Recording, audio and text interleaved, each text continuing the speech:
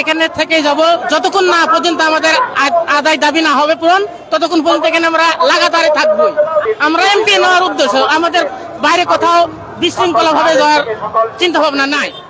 এই মুহূর্তে আমি আছি জাতীয় প্রেস ক্লাবের সামনে।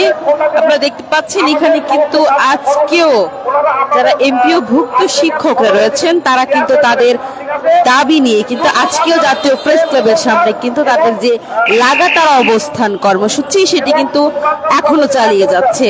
এবং কিছুক্ষণ আগে কিন্তু এখানে যারা এই কর্মসূচির সমন্বয় রয়েছে, এই সমন্বয়ের দায়িত্বে থাকা একজন কিন্তু জানিয়েছেন যে তাদের এই আন্দোলনে একাত্মতা পোষণ করার জন্য কিন্তু সার্জিস আলম এবং আমার দেশ পত্রিকার সম্পাদক যিনি রয়েছেন মাহমুদুর রহমান, তিনি কিন্তু এখানে কিন্তু একাত্মতা পোষণের জন্য আসবে বলে কিন্তু তারা জানিয়েছে।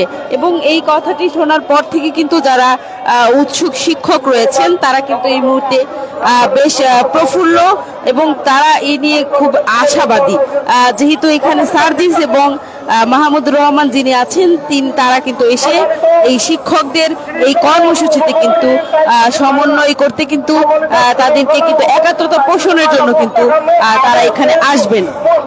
আমরা শুনছি এখানে কিন্তু কথা বলছেন যারা শিক্ষকরা আছেন, তাদের কথা আপনারা এই মুহূর্তে একটু শুনেন এবং তারা যেটি বলছে যে তাদের এই কর্মসূচিতে এখন একটা নতুন মোড় ঘুরতে পারে বলে কিন্তু তারা এখন তারা মনে করছেন।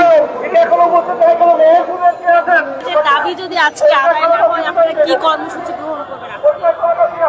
এখানে থেকে যাব যতক্ষণ না পর্যন্ত আমাদের আদায় দাবি না হবে পূরণ, ততক্ষণ পর্যন্ত এখানে আমরা লাগাতারে থাকবো। শুনেছিলাম যে আপনারা সচিবালয়মুখী যেতে পারেন পদযাত্রায়, না এরকম না, আমাদের উদ্দেশ্য আমাদের এমপিও, আমরা এমপি নেওয়ার উদ্দেশ্য, আমাদের বাইরে কোথাও বিশৃঙ্খলা ভাবে যাওয়ার চিন্তা ভাবনা নাই। শান্তশিষ্ট ভাবে আমরা এমপিওটাই চাই, তা আমার জানা নেই।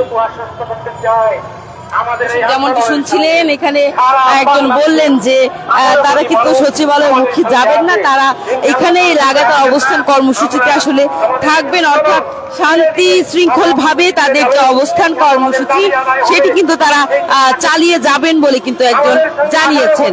যেমনটি শুনছেন এখানে কিন্তু এই কর্মসূচিতে যারা সমন্বয়কারী রয়েছেন তারা কিন্তু বক্তৃতা দিচ্ছেন এবং তাদের যে দাবি দেওয়া এবং তাদের যে কর্মসূচি সেটি কিন্তু তিনি জানাচ্ছেন। তারা আমরা দেখতে পাচ্ছি বিভিন্ন জায়গা থেকে, সারা দেশের বিভিন্ন জেলা থেকে কিন্তু তারা এসেছেন, তাদের নিজস্ব ব্যানারে কিন্তু এসেছেন। আমরা যেমনটি দেখছি অসংখ্য শিক্ষক এবং শিক্ষিকারা কিন্তু এই জাতীয় প্রেস ক্লাবের সামনে এখনো পর্যন্ত কিন্তু অবস্থান কর্মসূচিতে রয়েছে।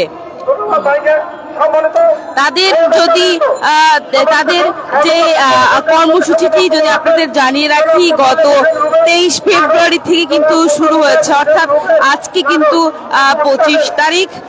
এই 23 তারিখ থেকে কিন্তু তাদের এই অবস্থান কর্মসূচিটি শুরু হয়েছে এবং তারা যেটি প্রত্যাশা করছেন যে তাদের এই দাবি কিন্তু আদায় হবে বলে কিন্তু তারা জানিয়েছেন। তবে উপর থেকে কোনো আশ্বাস এসেছে কিনা সেটি কিন্তু আমরা কয়েকজনের সাথে কথা বলেছি, তারা কিন্তু বলতে পারছেন না।